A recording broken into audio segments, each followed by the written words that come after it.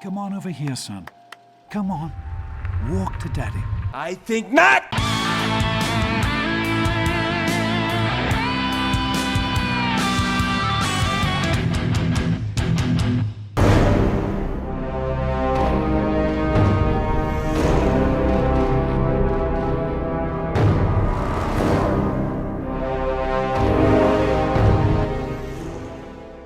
I've stated this before and I'll repeat it once again. The Fallout series is a video game franchise I've grown to love over the years. Fallout New Vegas being my personal favourite in the series and arguably one of my favourite video games out there. Little Jimmy! I was also fortunate enough to be able to play through Fallout 1 and 2 and learn to understand its themes and appreciation for the beginning foundations of what the Fallout series is all about.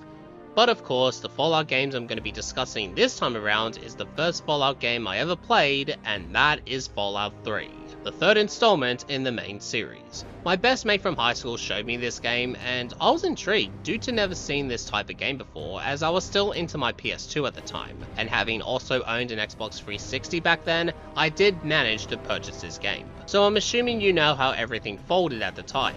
Interplay used to own the rights to Fallout, then had to sell it due to bankruptcy, and Bethesda were the ones who picked up the pieces. It was interesting at the time because they are mostly known for the Elder Scrolls series, so with the team obtaining a new series, things were sure to be very intriguing. So for anyone who has stuck around in this channel for the early days, I did review this game many years ago, and while I'll be putting a link in the description so you can check it out, I wouldn't recommend watching it. This is one of the worst Fallout games I ever played in my life. Yeah, don't listen to him. It's incredibly outdated, and to be frank, or Frank Horrigan, haha, I didn't give this game a fighting chance. It was popular to hate Fallout 3 at the time, and unfortunately I was one of those people who followed in line among the others.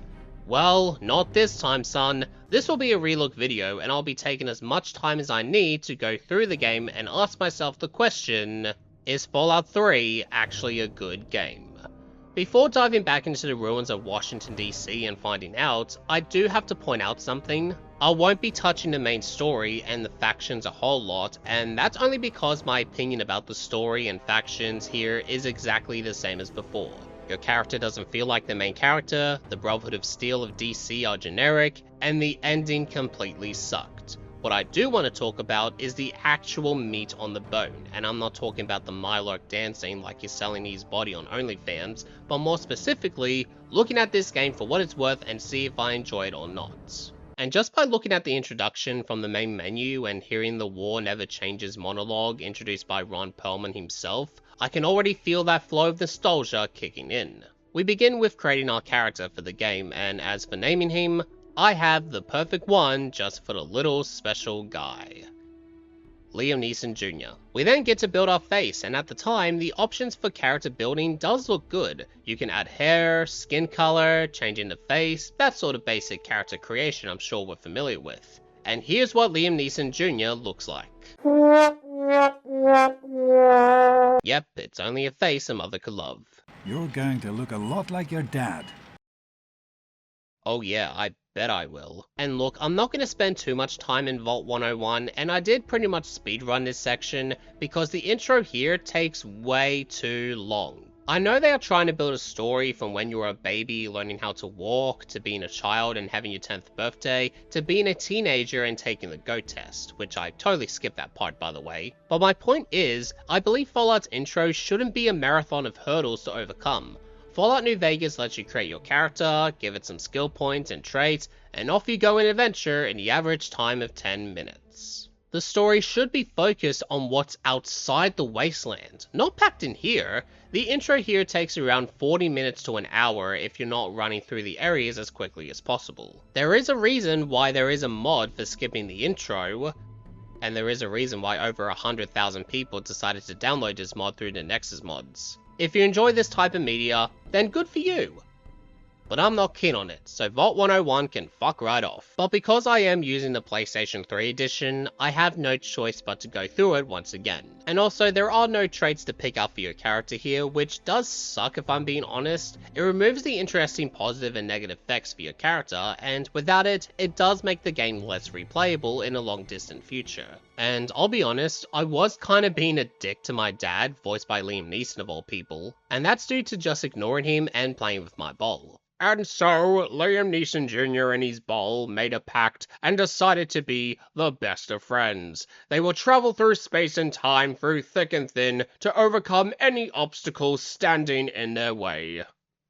No, my ball! Curse you, Todd Howard! But after all that, we finally step outside the vault and... yeah, not gonna lie, seeing the white image slowly fade out and looking at what Washington DC looks like, I still get goosebumps and I always look forward to my journey into exploring. The graphics were outdated for its time, but that is expected for the PlayStation 3 generational graphics. But it does look really nice in my opinion. It's definitely more darker and mysterious than what Fallout New Vegas brought to the table. Homes being destroyed, lifeless branches with no leaves, and dirt and rubble all over the place. Bethesda really did make you feel like you're literally walking through the end of the world, and I give them thumbs up for that. When I played this game for the very first time, I was shit scared. I stumbled upon Springvale Elementary, not to be confused with Springfield, and just by walking inside and seeing all the blood and bodies hanging about, I immediately walked back outside due to myself being extremely terrified back in the day. And if that is what the team wanted players to feel like when trying this game for the first time, then mission accomplished. The open world design again not only looks spooky, but it's also clouded with curiosity as well. There's locations to visit, enemies to encounter, and friendly strangers to talk to. That is unless you kill them first to grab their delicious ant meat. And before I move forward, I do apologize if this line moving down the video is distracting. That was my video capture's fault, and trying to fix it up behind the scenes, 'twas no good. But anyway, what I do like about the open world here in Fallout 3 is the fact that at one point you're just exploring around and minding your own business, but the next minute, random encounters appear as enemies are flying through your way, making it feel like a war zone. So you have to do what you can to blast all the enemies as best as you can before you end up dying yourself. And speaking of which, the shooting gameplay is fine, but it can be annoying to try and shoot creatures when aiming. Sometimes I land a hit, and other times I thought I did, but the bullet just phases through them. I'm starting to wonder if I should call Ghostbusters, but if you're not confident on landing your shots, then no worries, because here comes the VAT system to work on those landings. By using the VATs, time will pause just like that one episode in The Simpsons, and I should probably stop mentioning The Simpsons. Well, for now anyway. You can target the head, arms, body, leg, and their weapons too. There's brownie points for you if you shoot the grenade while a raider is holding it. Depending on the weapon and distance, there is a percentage letting you know if you landed a hit or miss. You won't be able to use VATs on a consistent go because there is a meter to keep an eye on, and when it runs out, you have to wait for it to recharge and then you can use it. There's a nice amount of weapons to use, from pistols, shotguns, laser weapons, assault rifles, and many more. You can use melee weapons as well with knives and baseball bats, and you can go on full-on fist punching if you're daring. And of course, my personal favorite weapon to use being the Fat Man, which is a missile gun that shoots nukes, and it never gets old using them. With the enemy types, you have many different varieties like raiders, super mutants, mole rats, rat roaches, vicious dogs, boat flies. There's a whole lot of enemies to discover. Some, however, can be easy, but others can provide a challenge. So much so that sometimes you have to take a step back and realize that maybe it's better off to just walk away. Wait a minute, what am I saying? I've got the bloody Fat Man with me. Yeah, sucked in. Look at that explosion. And it's not the last time you'll see it. When it comes to landmarks, I feel like they're also important in a Fallout game, as it helps establishes iconic and memorable places to check out. Like for example, Fallout New Vegas with the casino, a giant statue of the NCR, and look at this, Rex, a dinosaur! In Fallout 3, you have some cool landmarks like in Megaton, the first settlement you'll most likely visit first time around, and it also has a bomb in the heart of the town. There's also Tenpenny Tower, a hotel built for the richer and fancier people, Paradise Falls, an establishment where slaves are captured, and Rivet City, another settlement, but this time it's in a big ass ship. If I had to say what was my favorite area to visit, it'll probably have to be the part where you're inside Tranquility Lane, a place where someone has taken control of the small neighborhood and it's your job to figure a way out of here. I also find it hilarious that if you activate the failsafe, you can initiate a Chinese invasion and they'll pretty much kill everybody on sight. It's stupid, but ridiculously funny at the same time. I was going to put down the actual buildings in the middle of Washington DC, but I remember the actual cities in DC is pretty bland to look at. Every building is exactly the same, being grey, dull, and ugly. And what sucks about it is when trying to explore, there's a lot of rocks blocking your path, meaning that you have to go around and find a new pathway. A lot of traveling in the heart of DC will see you most likely being in the underground in the subway tunnels. And once again, it really demonstrates just how dark and scary this game can get. Ghouls can jump up out of nowhere, and smoke flowing around, making each corner frightening as you don't know what's gonna happen next. Shrek, is that you? This game features a karma system, and depending on your actions, you can increase your karma to good or decrease it to evil. Or if you want to be in between, you can keep it neutral. And what I notice as well with my character is I often forget just how much of a dick you can be to those surrounding you. Like seriously, you can be the nicest human being possible, or you can be an asshole. Like telling Butch, your bully for Vault 101, to shove it and not help his mum being attacked by the rat roaches. And hell, you can even make a little boy named Timmy cry like a little bitch.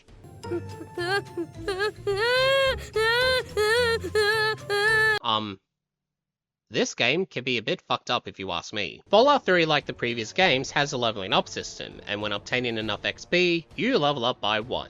When you level up, you can assign a number of skill points to your skill set, like increasing your barter for better pricing, lockpick and science to improve your lockpicking and hacking terminals, and explosives for better handling explosive weapons or tinkering an item of interest. I think it's pointless to have big guns and small guns separated. Why not just have them under one category since it's all the same anyway? And also, the perks are fine, but some of them are questionable. Some of the perks don't really change your character much, as some of them will say, oh, do you want to increase your energy weapons by 15? Or something along those lines. It's a waste of perk space if you ask me, as half of them are just not that interesting. And now, with those being talked about, let's talk about the speech checks.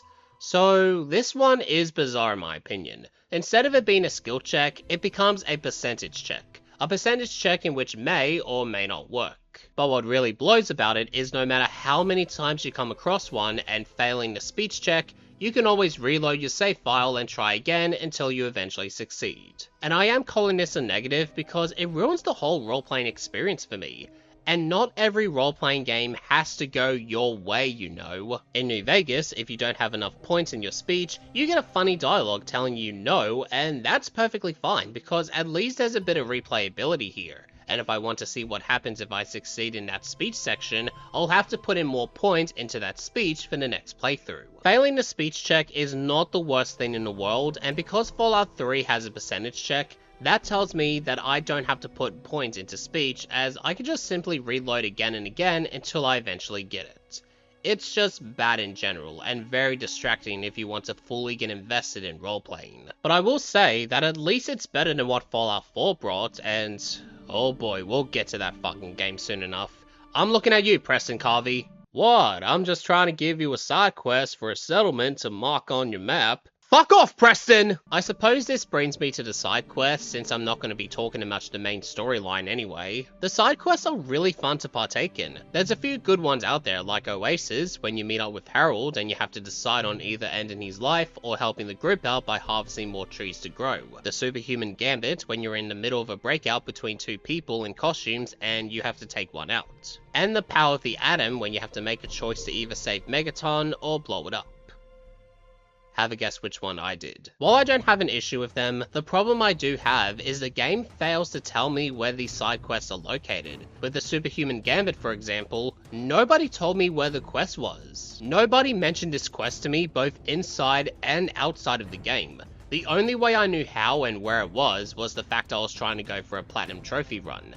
Bethesda nowadays, especially with Skyrim and Fallout 4 to an extent I suppose, have gone better in letting the player know about the side quests and when you can find them. But in Fallout 3, it was based on luck and stumbling upon a quest completely out of nowhere. I love the Oasis quest, but man, trying to locate the area and activate the quest, it was a chore. And even with the Moira Brown quest line, back then, I played this game for hours upon hours, only to learn later on that she had a quest to give to me all this time, and no one in Megaton pointed me in that direction. Now, I'm not saying it's the game's fault entirely, because these side quests are actually the best part about Fallout 3, no joke, but it is a shame that Bethesda did not take the extra time out of their schedule to give the players the right direction on where their side quests are located. But I will say, if you are looking to play this game, do me a solid favor and obtain the DLCs, as they are pretty entertaining. Wish I had footage of them, but oh well. And I guess to end the discussion off, the music here is great. It really fits the Fallout vibe, and I enjoy a lot of their songs, from Jingle Jangle, Anything Goes, and Dear Hearts and Gentle People. Even the song Maybe by the Ink Spots make an appearance here, the same song that was once introduced in Fallout 1. That's pretty dope. Okay, so, Fallout 3. Did I enjoy my playthrough this time around, and do I think it's a good video game? The answer to that is yes, but there is a catch. Obviously this game has not aged well with the graphics, but there is a ton of features to check out. Weapons, side quests, it's all good stuff. But it also has its fair share of flaws, with some areas looking ugly, and the speech check system is just bad overall. There was a reason why I mentioned that I was going to avoid talking about the story and the factions, because if I did, then I would have ripped this game up to shreds, throw it into a pit of fire, grabbing the remaining ashes and feeding it to the fishes. But after playing Fallout 3 again, without even thinking about finishing the story, I did have a much better time with the game if I just avoided the story at all costs and do whatever the fuck I wanted. And that to me is how I'm going to tackle Fallout 3 from here on out if I decide to do a casual playthrough. Which makes me feel a little bit disappointed if I'm being honest, because I'll be missing some parts and story plotline sections about the game. But I'd rather skip and avoid all of that than to get myself another headache. So in my opinion, Fallout 3 is a good game. To an extent. It's not terribly mediocre, but it's not fantastic. It's just good. Say give this game a shot if you're into Fallout. It's not the best Fallout game, but it is something worth visiting if you take your wander throughout the wastelands. But anyways, that's going to wrap up this review. I thank you all so much for watching, and if you enjoyed this video, then make sure to leave a like, share the video, and subscribe to the channel if you are new. My name is Justin Hurst, telling you to keep calm and keep playing video games.